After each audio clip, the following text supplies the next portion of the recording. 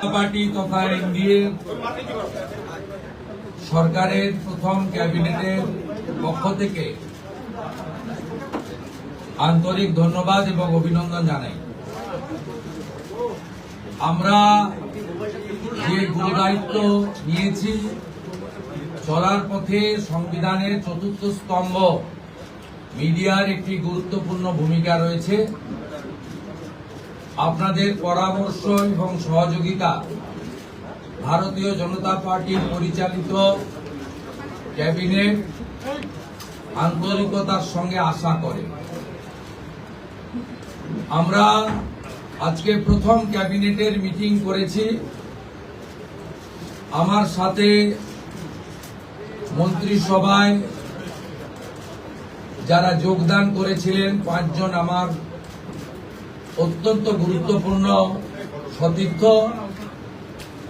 সম্মানীয় দিলীপ ঘোষ মহোদয়, সম্মানীয় অগ্নিমিত্রা পাল, সম্মানীয় অশোক কীর্তনিয়া, সম্মানীয় ক্ষুদিরাম টুডু, সম্মানীয় নিশীথ প্রামাণিক, তারা আজকের এই ক্যাবিনেটে গুরুত্বপূর্ণ ক্যাবিনেটে অংশগ্রহণ করেছে।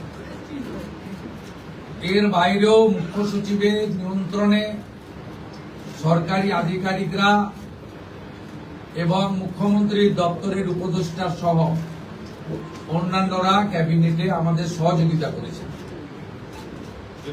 আমি গোটা রাজ্যের মানুষকে ডক্টর শ্যামাপ্রসাদ মুখার্জির এই পশ্চিমবঙ্গ ভূমি আপনারা যে গুরুদায়িত্ব আমাদের কাঁধে তুলে দিয়েছেন, মাননীয় প্রধানমন্ত্রী নরেন্দ্র মোদীজির মার্গদর্শনে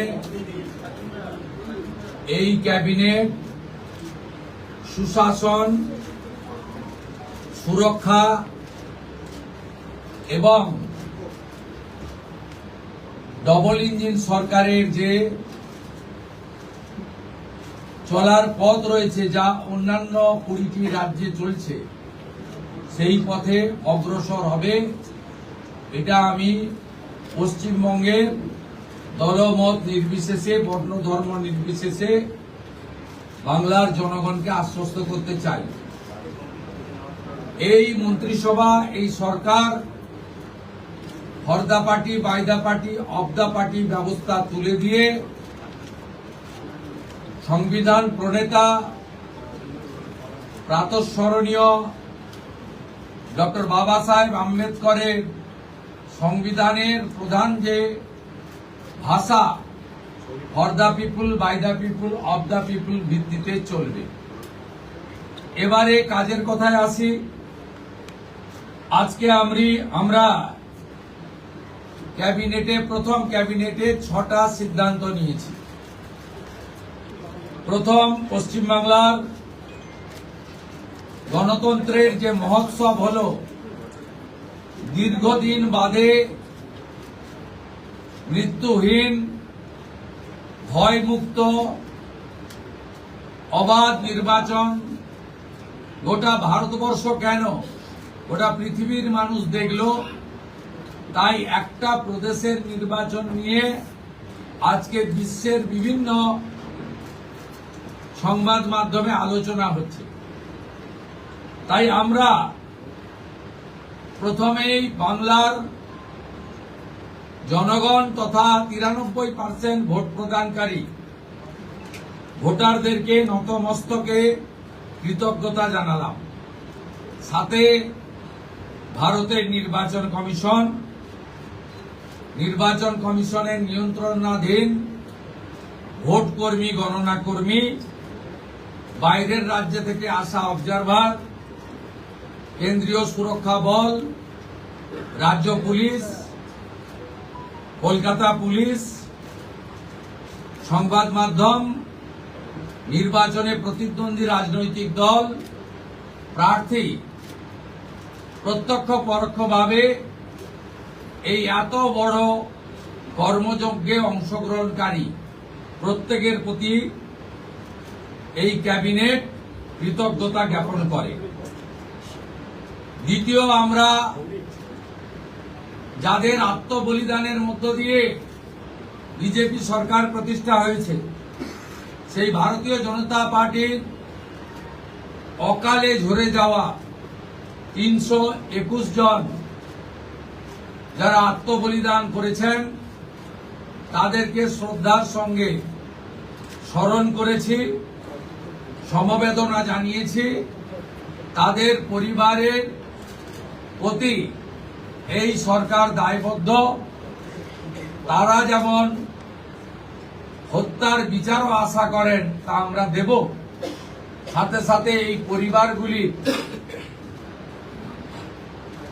সামাজিক এবং অন্যান্য কল্যাণকর সমস্ত দায় দায়িত্ব আমরা এই সরকার কাঁধে তুলে নিলাম। আমাদের দেশের সুরক্ষার প্রশ্ন, পশ্চিমবঙ্গের সুরক্ষার প্রশ্ন এবং যেভাবে জনবিন্যাস বদলে গেছে, আজকে আমরা প্রথম দিনই আমরা কেন্দ্রীয় স্বরাষ্ট্র দপ্তর তথা বিএসএফ এর সীমান্ত সুরক্ষিত করার জন্য জমি ট্রান্সফার প্রক্রিয়া আমরা আজকে অনুমোদন দিলাম এবং আজ থেকেই ল্যান্ড ট্রান্সফার প্রক্রিয়া শুরু হবে। ভূমি ও রাজস্ব সচিব তাকে এবং মুখ্য সচিবকে দায়িত্ব দেওয়া হলো 45 দিনের মধ্যে বিএসএফ এর প্রয়োজনীয় জমি হস্তান্তর সম্পূর্ণ করতে হবে, যা আমাদের কেন্দ্রীয় স্বরাষ্ট্রমন্ত্রী নির্বাচনের আগেই বলেছিলেন। এই কাজটা আজকে প্রথম ক্যাবিনেটে আমরা করলাম। মাননীয় প্রধানমন্ত্রী নরেন্দ্র মোদীজি তিনি বলেছিলেন প্রথম ক্যাবিনেট মিটিংয়ে আমরা আয়ুষ্মান ভারতে যুক্ত হব। আমরা আয়ুষ্মান ভারতে যুক্ত হলাম এবং সংশ্লিষ্ট দপ্তর কেন্দ্রীয় স্বাস্থ্য দপ্তরের সঙ্গে প্রয়োজনীয় যে এগ্রিমেন্ট অন্যান্য যে বিষয়গুলি রয়েছে সেটা স্বাস্থ্য সচিব, মুখ্যমন্ত্রীর দপ্তরের উপদেষ্টা এবং মুখ্য সচিব মিলিতভাবে অতি দ্রুত সম্পন্ন করবেন। অর্থাৎ আজ থেকে মাননীয় প্রধানমন্ত্রীর ঘোষিত পশ্চিমবাংলার মানুষের প্রতি যে কমিটমেন্ট আজকে ভারতীয় জনতা পার্টির ক্যাবিনেট সেটা সম্পূর্ণ করল। এর সাথে সাথে প্রধানমন্ত্রী জন আরোগ্য যোজনা, প্রধানমন্ত্রী ফসল বীমা যোজনা ক্রপ ইন্স্যুরেন্স, প্রধানমন্ত্রী স্কুলস ফর রাইজিং ইন্ডিয়া পিএমশ্রী, প্রধানমন্ত্রী বিশ্বকর্মা, বেটি বাঁচাও বেটি পড়াও, প্রধানমন্ত্রী উজালা যোজনা 3.0 এবং অন্যান্য কেন্দ্রীয় স্কিম বা সেন্ট্রাল গভর্নমেন্ট স্পন্সর্ড স্কিম আমরা যুক্ত হওয়ার সিদ্ধান্ত নিলাম। বিশ্বকর্মা যোজনায় আমাদের যারা বিশ্বকর্মা আছেন, হাতের কাজ করেন, আমাদের কামার কুমোর থেকে কুম্ভকার, স্বর্ণকার থেকে মালাকার থেকে তাঁতি থেকে নাপিত থেকে সবাই যারা 8,65,000 আবেদন করে রেখেছিলেন, আগের সরকার যাদের আবেদন জেলা শাসকদেরকে দিয়ে কেন্দ্রের এমএসএমই দপ্তরে পাঠাতে দেননি, আমরা দ্রুত ওই 8,65,000 পিটিশনকে পাঠানোর ব্যবস্থা নিলাম। আপনারা জানেন পশ্চিমবঙ্গে 11 কোটি মা বোন দিদি উজালা 1-2 বেনিফিটেড হচ্ছেন ভারতবর্ষে। পশ্চিমবঙ্গে 11 কোটির মধ্যে 1,29,00,000 পান, সবচেয়ে হাইয়েস্ট। 400 টাকা কম মূল্যে তারা গ্যাস ক্রয় করেন। প্রধানমন্ত্রী আরো 75 লক্ষ দেশে চালু করেছিলেন এবং বাংলার জন্য কোটা ছিল 15 লক্ষ। গ্রাহক বিতরণ কেন্দ্রে হাজার হাজার দরখাস্ত পড়ে থাকা সত্ত্বেও শুধু রাজনৈতিক কারণে এই পিটিশনগুলো ডিএমরা সংশ্লিষ্ট দপ্তরে কেন্দ্রীয় সরকারের কাছে পাঠায়নি। তাই আমাদের মা বোন দিদিরা বঞ্চিত হচ্ছিলেন। আমরা গ্রাহক বিতরণ কেন্দ্রে পড়ে থাকা সমস্ত পিটিশন অতি দ্রুততার সঙ্গে জেলা শাসকদের সংশ্লিষ্ট কেন্দ্রীয় পেট্রোলিয়াম ডিপার্টমেন্টে পাঠিয়ে দেওয়ার নির্দেশ দিলাম। এর ফলে উজালা যোজনা 3 তাতে পশ্চিমবঙ্গের আরো কয়েক লক্ষ মা বোন দিদি যুক্ত হওয়ার সুযোগ পেলেন। আমাদের পঞ্চম সিদ্ধান্ত, এতদিন পর্যন্ত পশ্চিমবঙ্গে national cadre is IPS, Paschimbanga cadre WBCS WBPS এদের কোন কেন্দ্রীয় সরকারের ট্রেনিং এ কেউ যুক্ত হতেন না। এটা মুখ্যমন্ত্রীর অলিখিত নির্দেশ ছিল। আগের মুখ্যমন্ত্রী, বিদায়ী মুখ্যমন্ত্রী, প্রাক্তন মুখ্যমন্ত্রী। আমরা আজকে এই বিষয়ে চিফ সেক্রেটারিকে অন্য রাজ্যের যে নিয়ম আছে সেই নিয়ম ফলো করার জন্য আমরা তাকে এম্পাওয়ার করলাম, দায়িত্ব দিলাম। সাথে সাথে শুনলে অবাক হয়ে যাবেন, বিএনএস ভারতীয় ন্যায় সংহিতা, যা মাননীয় প্রধানমন্ত্রী নরেন্দ্র মোদীজির নেতৃত্বে কেন্দ্রীয় স্বরাষ্ট্রমন্ত্রী মাননীয় অমিত শাহজি পার্লামেন্টে দুটো কক্ষে অনেক আগে অনুমোদন করেছেন, রাষ্ট্রপতি মহোদয়ের সই হয়েছে, রুল হয়ে গেছে। আমরা আশ্চর্য হয়ে গেছি যে এখানে বিএনএস কার্যকর করা হয়নি, অর্থাৎ অত্যন্ত অবৈধভাবে সংবিধানকে বৃদ্ধাঙ্গুষ্ঠ দেখিয়ে আগের সিআরপিসি আইপিসি চলছিল। আজ থেকে বিএনএস এ যুক্ত হলো পশ্চিমবঙ্গ সংবিধান মেনে। আগের সিআরপিসি আইপিসি এই আইন আর থাকলো না। ভারতীয় ন্যায় সংহিতাতে আমাদের আজ থেকে কাজ শুরু হলো।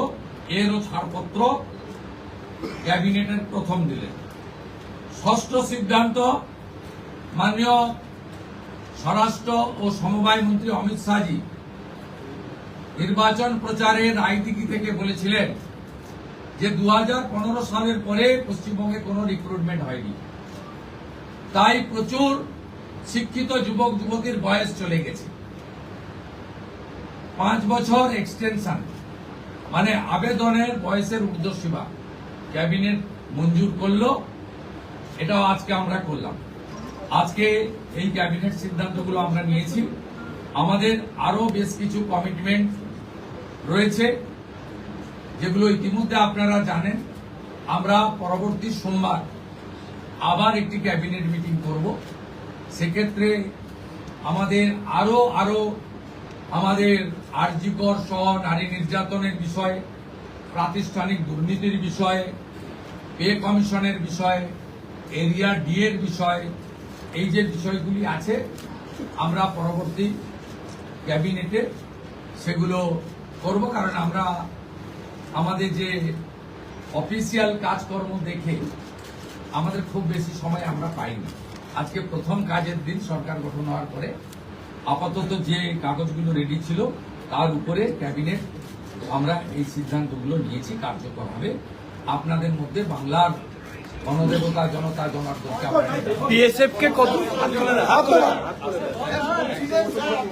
আমাদের ক্যাবিনেটে মাননীয় মুখ্যমন্ত্রী প্রয়োজন হলে নিশ্চয়ই সাংবাদিকদের সঙ্গে কথাবার্তা বলবে, প্রশ্ন উত্তরেও অংশগ্রহণ করবে, কিন্তু সেটা প্রয়োজন ভিত্তিক। ক্যাবিনেট ব্রিফিং নেক্সট ক্যাবিনেট থেকে মাননীয় সিনিয়র মিনিস্টার দিলীপ ঘোষ এবং মাননীয় সেকেন্ড টাইম এমএলএ তথা মন্ত্রী অগ্নিমিত্রা পাল মহোদয় ব্রিফ করবেন। পরের সপ্তাহ থেকে দুজন মিলে করবে, একই পয়েন্টে করবে না, নিজেরা করে আমি জনস্বার্থে একটি গুরুত্বপূর্ণ তথ্য দেব যে কিভাবে পশ্চিমবঙ্গে যে সরকারকে মানুষ রিজেক্ট করেছে, ক্ষতি করে দিয়ে গেছে, অনেক কিছু পাবেন পরপর। 16ই জুন 2025 ভারত সরকারের পক্ষ থেকে জনগণনার জন্য office of registrar general of India, ministry of home affairs তারা পাঠিয়েছিলেন। জুন মাসে 2025, আজকে প্রায় 1 বছর হতে যায়, 11 মাস অতিক্রান্ত। পশ্চিমবঙ্গ সরকার এই ফাইল ফেলে রেখেছিল এবং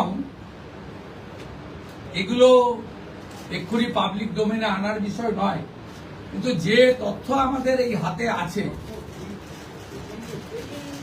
যে লিখিত তথ্য আছে, তাতে এরা শুধুমাত্র পশ্চিমবাংলার সঙ্গে বিশ্বাসঘাতকতা করেনি, দেশের সঙ্গে, দেশের সংবিধানের সঙ্গে বিশ্বাসঘাতকতা করেছে এবং এদের মূল লক্ষ্যই ছিল এই জনগণনা আটকে দিয়ে মহিলা সংরক্ষণ যাতে ভারত সরকার করতে না পারে, মহিলারা যাতে বিধায়ক সাংসদ না হতে পারে, সেজন্যই এসব করে গেছে।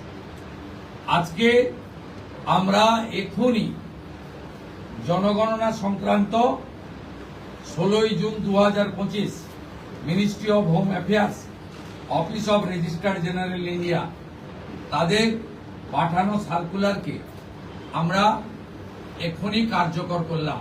এই মুহূর্ত থেকে জনগণনার কাজ, তার প্রক্রিয়া পশ্চিমবঙ্গ সরকার আজ থেকে এই মুহূর্ত থেকে করলো। এটি প্রশাসনিক নির্দেশে হলো। সবচেয়ে বড় যে অভিযান ছিল আপনাদের দুর্নীতির বিরুদ্ধে, সবচেয়ে বড় অভিযান ছিল, সেটা নিয়ে কোনো সিদ্ধান্ত হলো বা কথা? আমি আপনাকে বলেছি, প্রাতিষ্ঠানিক দুর্নীতি, মহিলা নির্যাতন, পে কমিশন, এরিয়া ডিএ, এগুলো নিয়ে নেক্সট ক্যাবিনেটে গুরুত্ব সহকারে আমরা ক্যাবিনেটে আনবো। নেক্সট মানডে হবে। আমাদের কিছু পেপার ওয়ার্কের প্রয়োজন আছে। আমরা আগের মতো বাজেট হয়ে যাওয়ার পরে চন্দ্রিমা তুমি এটা বলে দাও, এভাবে সরকার চলতে পারে না। সরকার চলে তথ্যের উপরে, সরকার চলে নিয়মের উপরে এবং সরকারি সিদ্ধান্ত হয় সংবিধানের কতগুলো বিষয়ের উপরে।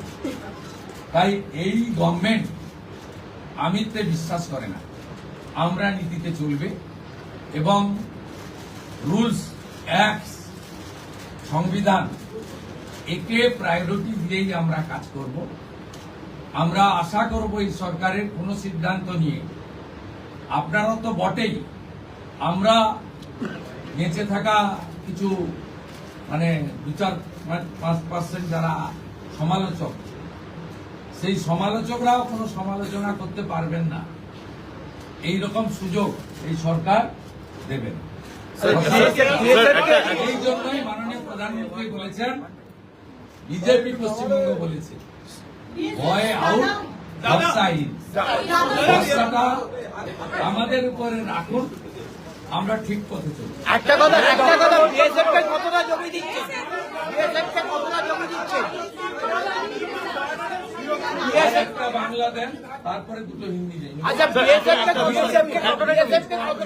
মাননীয় মুখ্যমন্ত্রী, আগের কিন্তু তো প্রশ্ন করতে হবে। অনারেবল সিএম, বিএসএফ কে কতটা জমি দিচ্ছে? বিএসএফ কে কতটা জমি? বিএসএফ যতটা জমি চেয়েছে ততটাই দেওয়া হবে। হ্যাঁ, এবং ইতিমধ্যে ল্যান্ড ডিপার্টমেন্ট কাজ এগিয়ে রেখেছে। আগের সরকারের অনিচ্ছাতে বিশেষ ভোটারদের বাঁচানোর জন্য,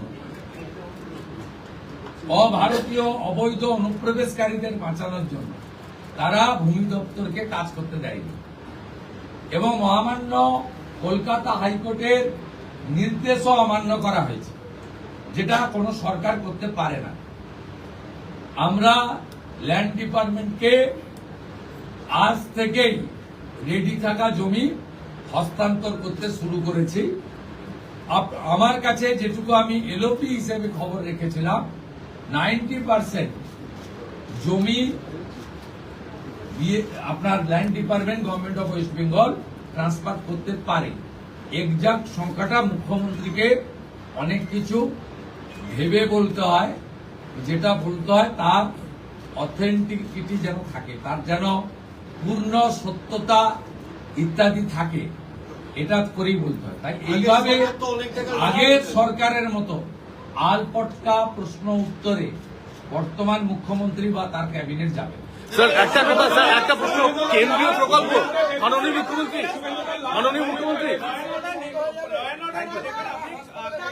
सवाल उठाए थे, आप जब विरोधी में तब उठाए थे, आप सत्ता में आप आ गए, आपका सिंगल डायरेक्टिव क्या होगा एडमिनिस्ट्रेटिव हेड्स के लिए ताकि रेस्टोर हो पाए राज्य का लॉ एंड ऑर्डर?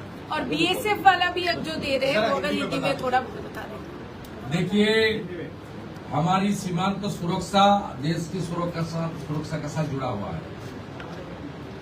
ये भारतीय जनता पार्टी का चुनाव में बहुत बड़ा कमिटमेंट था। देश हित में बंगाल का हित में, इसलिए आज पहले कैबिनेट में हम लोग बीएसएफ को लैंड ट्रांसफर करने का डिसीजन ले लिया है। लैंड डिपार्टमेंट जो लैंड उनका पास है, उन्होंने लैंड डिपार्टमेंट ने बहुत सारा एक्सरसाइज भी करके रखा है।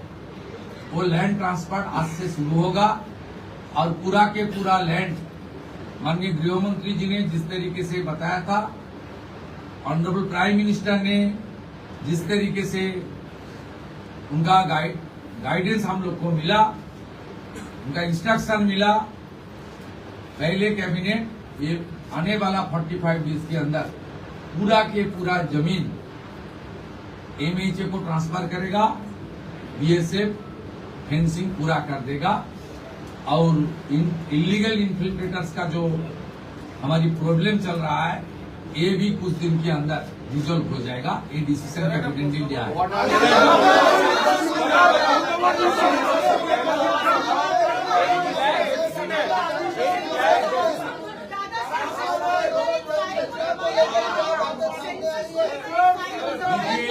ये सरकार जो पीछे सरकार था जिनको जनता ने फुल्ली रिजेक्ट कर दिया, ये बड़ा मैंडेट बीजेपी को दिया।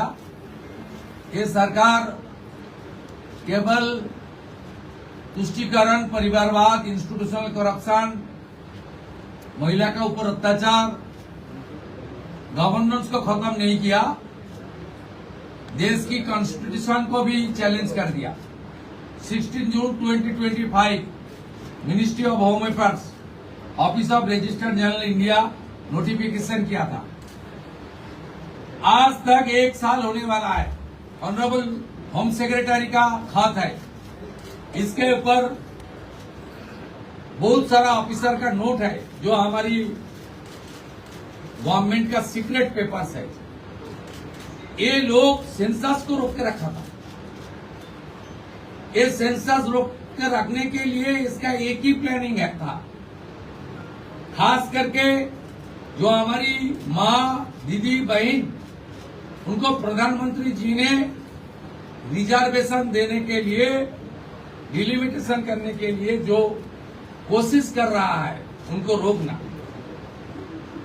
ये बहुत हम लोग इसको फैक्ट फाइंडिंग कमेटी भी करूंगा, इसलिए कौन इसके साथ जिम्मेदार है वो तो आने वाला। लेकिन आज एडमिनिस्ट्रेटिव ऑर्डर कर दिया हम लोग, आज से ही सेंसस का काम शुरू हो जाएगा। 11 महीने के बाद ये इम्प्लीमेंट हो रहा है, इसलिए आपको सामने मैं इसका खुलासा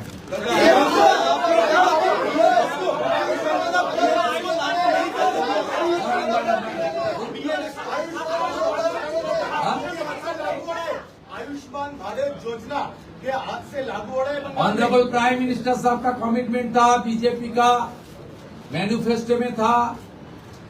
आयुष्मान भारत कैबिनेट ने मंजूरी दे दिया है।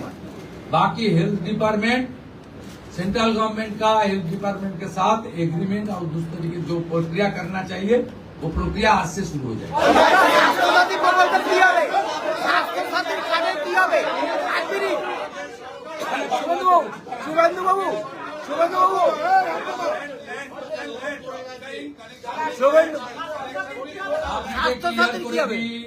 কোন চালু থাকা সামাজিক প্রকল্প বন্ধ হচ্ছে না। কোন সামাজিক চালু থাকা প্রকল্প, এটা আমরা আমাদের কর্মসূচি মানে প্রচারকালীনও বলেছি। কোন চালু থাকা সামাজিক প্রকল্প সে 30 বছর আগের হতে পারে, 10 বছর আগের হতে পারে, কোন সামাজিক প্রকল্প আমরা বন্ধ করছি না। আমরা পেপারলেস অফিসও করব। আমরা সমস্ত পোর্টালগুলোকে আপডেটও করব এবং সমস্ত বেনিফিশিয়ারি ডিবিটির মাধ্যমে, যেটা নরেন্দ্র মোদীজির নেতৃত্বে দেশের সরকার করেছে, ডাইরেক্ট বেনিফিট ট্রান্সফারের মাধ্যমে হবে এবং সবটাই স্বচ্ছতার সঙ্গে হবে। আপনার প্রশ্নের উত্তরে আমি পরিষ্কার বলে দিই, যে স্কিমটার কথা আপনি বলেছেন, আমি শুধু ওই স্কিমটা নয়, চালু থাকা কোন সামাজিক কল্যাণকর কর্মসূচি বন্ধ এই সরকার করছে না, কিন্তু ট্রান্সপারেন্ট স্বচ্ছতার সঙ্গে সেগুলো হবে। কোন মৃত ব্যক্তি তিনি কোন সামাজিক প্রকল্পের সুযোগ পেতে পারেন না, আপনিও বলবেন না পাওয়া উচিত না। কোন অভারতীয় তিনি ভারতের কোন প্রদেশ বা জাতীয় সরকারের কোন বেনিফিট তার পাওয়া উচিত নয়। অর্থাৎ আমার প্রশ্নে, আপনার প্রশ্নের মধ্যে আমার সব উত্তর আছে।